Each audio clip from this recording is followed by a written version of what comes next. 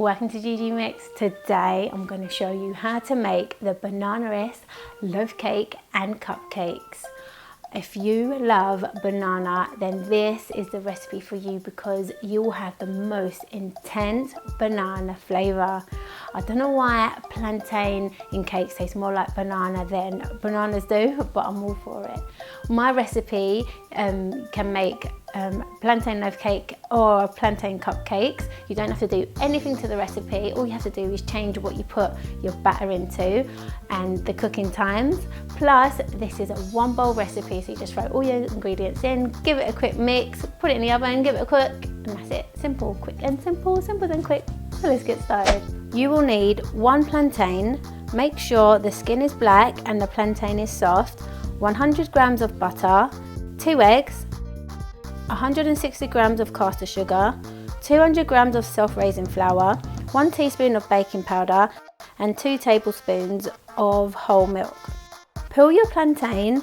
The skin is really tough, so you're better off using a knife to score the skin rather than try and peel it like me. Then mash really well with a fork. Can you see how soft my plantain is? If you can't get your fork easily into your plantain, then your plantain isn't ripe enough and your loaf or cupcakes won't taste as bananary. Even if I don't even know if that's a word. Right, lovely jubbly. In a large bowl, add your plantain. Oh, I didn't press record when I added all the ingredients to the bowl, so I'll add a clip of me adding the ingredients when I made my plantain cupcakes. Lucky they're both the same recipe, innit? Right, let's go again. In a bowl, add 1 mashed plantain, 160 grams of caster sugar, 200 grams of self-raising flour, 100 grams of butter, 2 tablespoons of whole milk, 1 teaspoon of baking powder, and 2 eggs. Then beat until everything is mixed in well like this. I don't know why people say grease and butter your tin and then line it with baking paper or baking parchment. It's just a waste of time.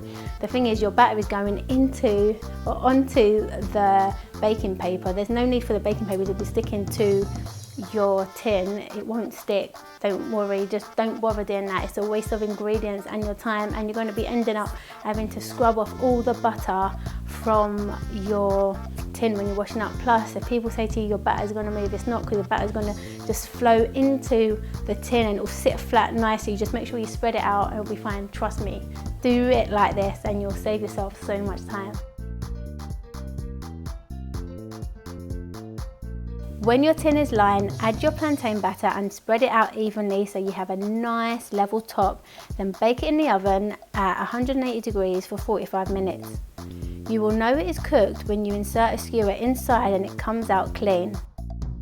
After 10 minutes, take your loaf out of the pan and put it on a cooling rack to cool. Can you see how easy it was to get it out and how clean my tin is? I told you there's no need to grease your pan and add baking paper. I have removed my baking paper so my loaf can cool better and not get a soggy bottom. Look at this crispy top. This is my favourite bit. Don't let the dark crust fool you into thinking it is burnt or it's going to taste bitter. It is as sweet and bananary as can be. Now it's time for the big reveal.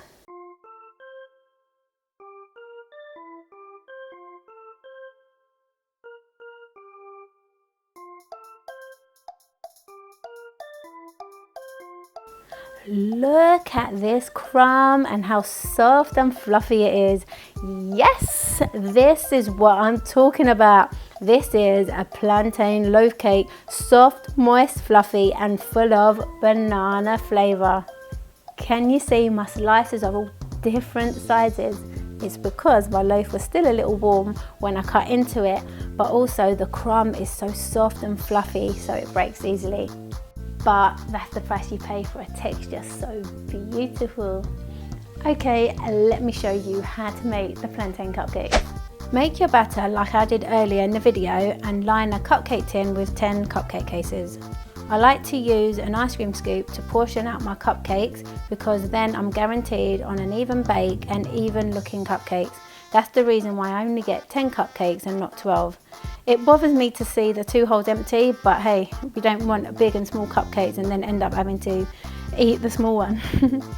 Make sure when you add your batter to your ice cream scoop, you level off the top and get all the batter out of the scoop so all your cupcakes cook evenly.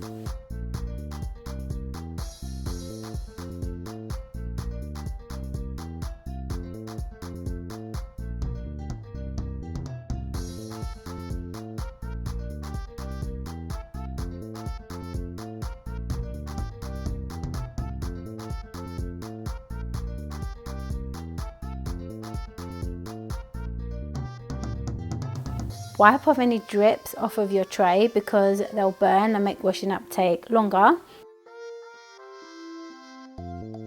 Give your cupcake tin a few taps on your work surface to get rid of any air bubbles, then bake in the oven for 15 to 20 minutes or until the skewer comes out clean. Then put your cupcakes on a cooling rack to cool. Look at those domes, they are fantastic. You can stop here and dig in, but if you would like to pimp up your cupcakes like I do, then keep watching. In a bowl, add 180 grams of cream cheese and 125 grams of mascarpone and beat until all of it is combined. Scrape down the sides of your bowl and add 115 grams of ice and sugar. Mix it first with your spatula so you don't get a big dust cloud when you beat it. Then beat on a medium speed until everything is mixed in well.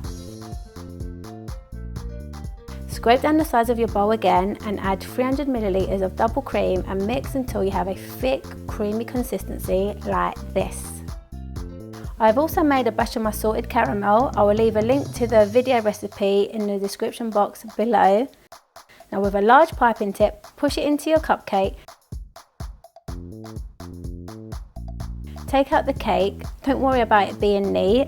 Use a spoon to get any more cake out, then add a spoon of caramel into your cupcake. Add the cake you just took out on top and continue to your next one. Super easy.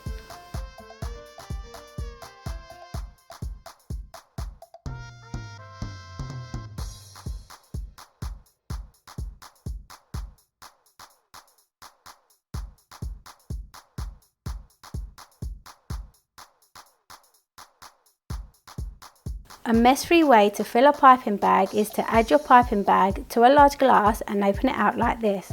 Add in your piping tip, then your cream, lift up your piping bag's edges and voila, no mess.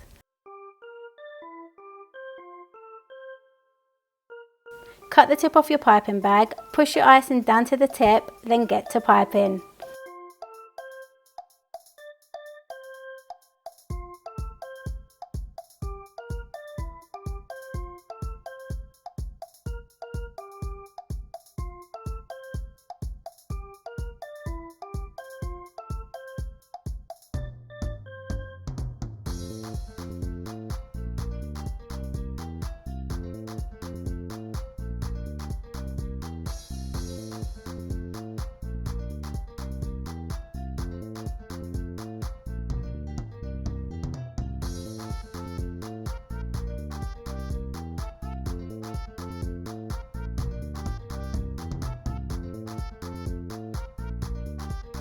There you have it, one recipe, 2 ways with the most intense banana flavour. Thanks for watching, and if you like this video, please give it a big thumbs up and share. And if you want to keep up to date with all my latest videos, please subscribe below. Until next time, bye!